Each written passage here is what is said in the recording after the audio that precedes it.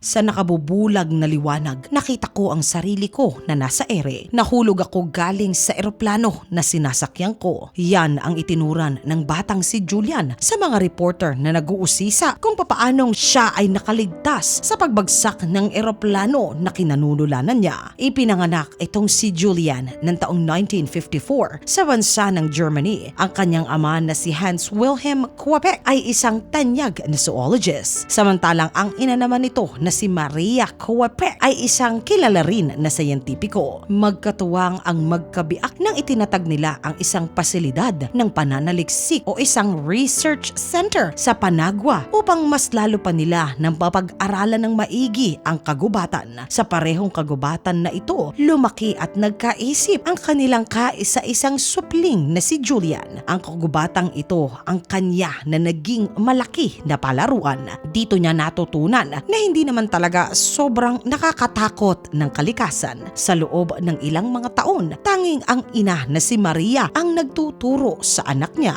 kung ano ang dapat niya na malaman, at sa pagsapit nito ng ika-4 na baitang, kalaunan ay sa totoong eskwelahan na rin naman siya ay naturuan. Nang taong 1971 ay bumili ng tiket ang mag-ina na si Maria at Julian. Ito ay para naman makasama nila ang padre de pamilya nila. Dapat sana ay mas maaga pa sila na makauuwi. Ngunit dahil sa masidhing pagnanais ni Julian na makadalo sa party nito sa eskwelahan, ito ay para sa kanyang pagtatapos o graduation. Nahuli ang mag-ina na makauwi sa kanilang haligi ng tahanan, at dahil bispiras na nga ng Kapaskuhan ay halos wala ng tiket na mabibili pa para makauwi. Maliban sa Lanza Flight 508 na isa naman na turbo na uri ng sasakyang ng panghimpapawid. May kakayahan ito na makapagsakay ng 79 na mga pasahero. Ngunit ang ganitong uri ng eroplano ay talaga naman na hindi maganda ang reputasyon pagdating sa pagiging ligtas. Mga katinagalog ko, ng panahon ng gawin ng eroplanong ito, 170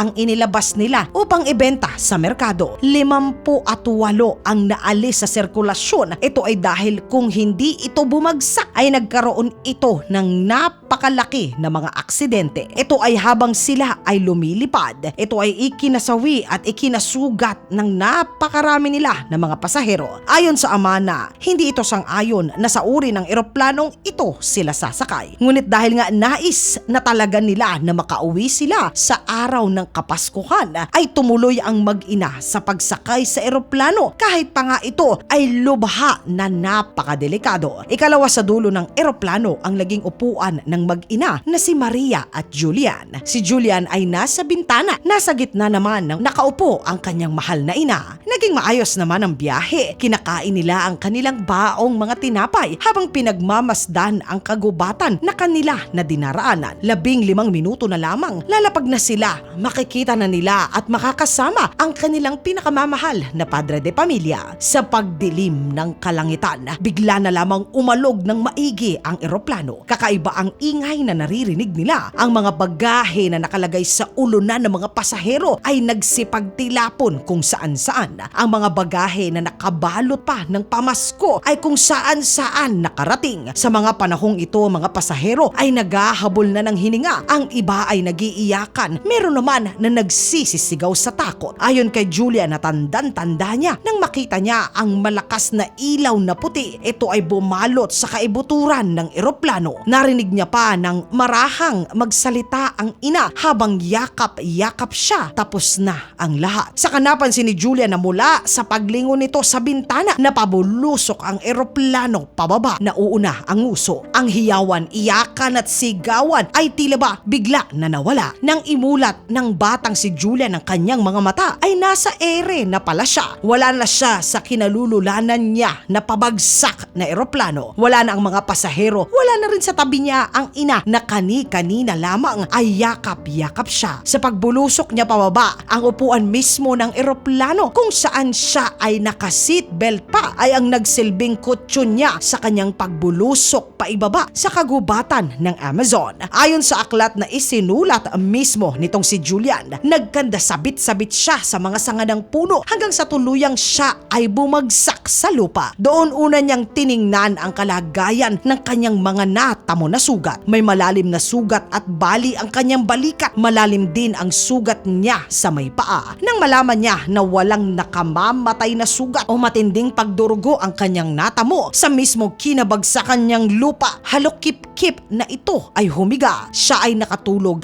hanggang sa kinabukasan pa. At dahil nga wala siyang salamin, hirap itong si Julian na makakita. Ngunit determinado ang bata na hanapin ang kanya na nawalay na mahal na ina. Ang kanyang ina na si Maria ay talaga namang labis ang pagkahilig at pagmamahal sa mga hayop. Ang karunungan niyang ito, mga katinagalog ko, ay naipasa niya sa kanyang anak na si Julian. Kaya naman alam na alam ng bata kung ano ang mga hayop na kakasalamuhan nito. Alam niya ang kaibahan ng normal na palaka sa mga nakalalason na uri nito. Maging ang mga tunog na ginagawa ng mga hayop ay kabisado ni Julian. Sumagi sa isip nito na pamilyar ang mga tunog na ito. Napagtanto ng paslit na sa parehong gubat siya naroroon, sa parehong gubat kung saan siya ay lumaki. Bulong nito sa sarili niya, lahat ng karunungan ng aking magulang ay aking susubukan. Ito ay upang sa kalagayan ko na ito ay makaligtas ako. Sa wakas inalis nito ang seatbelt mula sa upuan ng eroplano. Halos wala itong makita dahil nawala nga ang kanya na antipara. Nang marating nito ang ilog, nakakita siya ng ilang mga lollipop na malamang kasama niya na nahulog mula sa eroplano. Kasama sa itinuro ng mga magulang niya, lumapit ka sa katubigan at saka ito ay napakaingat mo na sundan kung saan ang tubig madalas na may malapit na nayon doon at mga baryo. Dagdag nito na tandang-tanda niya na ilang araw na umuulan sa kagubatan, kaya naman basang-basa at napakalambot ng lupa. Hindi siya makagawa ng apoy. Wala rin siyang makitang puno na namumunga ng prutas. Kundi siya mag-iingat, karamihan sa mga bunga ng kagubatan ay nakalalason at nakamamatay. Kaya naman dapat ay ingatan niyang maigi kung ano ang kanyang pipitasin upang makain. Nang ika-4 na araw sa wakas, nakarating ito sa lugar na pinagbagsakan mismo ng eroplano. Doon natakot siya sa lakas ng tunog ng pag-aaway ng mga ibon o ang mga vulture sa kanyang paligid. Tila ba sila ay may pinag-aagawan. Doon nakita niya ang 4 na pasahero na sa tindi ng pagbulusok nila sa lupa ay nakabaon ang kalahating katawan nila sa putik. At dahil paalamang ang nakaahon sa putikan na kanilang pinaglibingan, humugot ng malalim na hininga ang dalaga at isa-isang ininspeksyon ang kani-kanila na mga paa. Nang makita nito na may cutics ang paa ng isa, ay alam niya agad na hindi ito ang ina na hinahanap niya. Kahit kailan hindi naglagay ng cutics sa paa ang kanyang ina. Naririnig din nito ang mga eroplano na naghahanap sa kanya. Ngunit hindi siya nito makita. Ito ay dahil sa tindi ng kasukalan ng kagubatan. Sunog ang kanyang balat dahil sa sikat ng araw. Mahina na rin siya dahil sa gutom. Umabot pa sa 10 araw ang paghanap niya sa ina at sa kabayanan na malapit sa kanya. Ayon mismo kay Julian na nang ika-10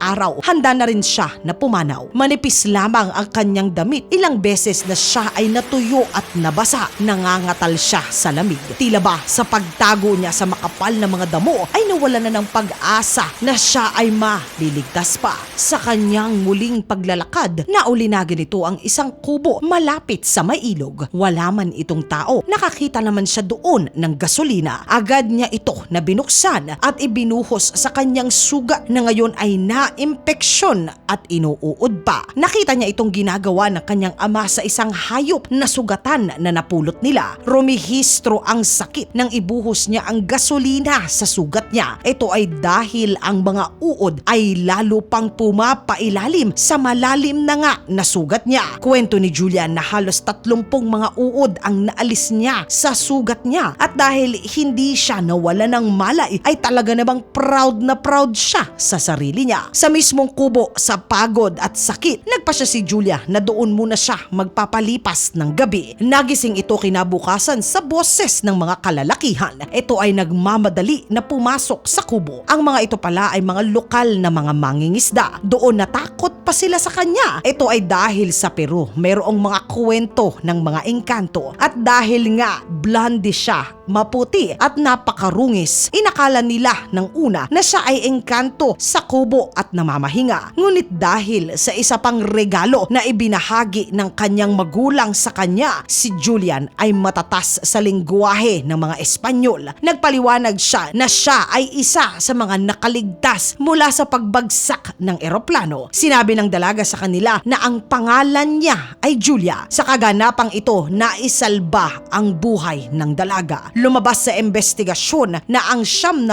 sa mga pasahero ang nasawi sa mismong pagbagsak ng Flight 508. Kasama na dito ay ang ina ni Julia na si Maria Cuepe. 14 naman ang nakaligtas na katulad ni Julia. Ngunit wala silang lakas at sapat na kaalaman sa kagubatan, hindi tulad ng dalaga, kaya siya ay nakaligtas ng ganon katagal sa loob ng Amazon. Kasama sa natuklasan ay ang mismong eroplano na sinakyan nila ay siya palang pinagtagpi-tagpi ng bahagi ng iba't ibang eroplano na noon ay naunang bumagsak at nasira. Ngunit ayon sa mga otoridad na ang sanhi daw ng pagbagsak nito ay ang masama na panahon. 1 taon makalipas ang aksidente, naitala naman ang pagsabog ng eroplanong pinaglululanan ng 23 taong gulang na flight attendant na si Vesna Volovi, na naitala naman na may hawak na ang pinakamataas na pagbagsak mula sa himpapawid at nabuhay. Lumaki si Julian na isang kilalang siyentipiko katulad ng kanyang mga magulang. Ipinagpatuloy nito ang pangguana, ang pasilidad na itinatag ng kanyang mga mahal na mga magulang. Siya ay tanyag dahil sa kanyang pag-aaral at pananaliksik sa mga paniki. Ayon sa kanya na ang kanyang kaligtasan ay dahil ibinahagi sa kanyang karunungan ng kanyang mga mahal na mga magulang.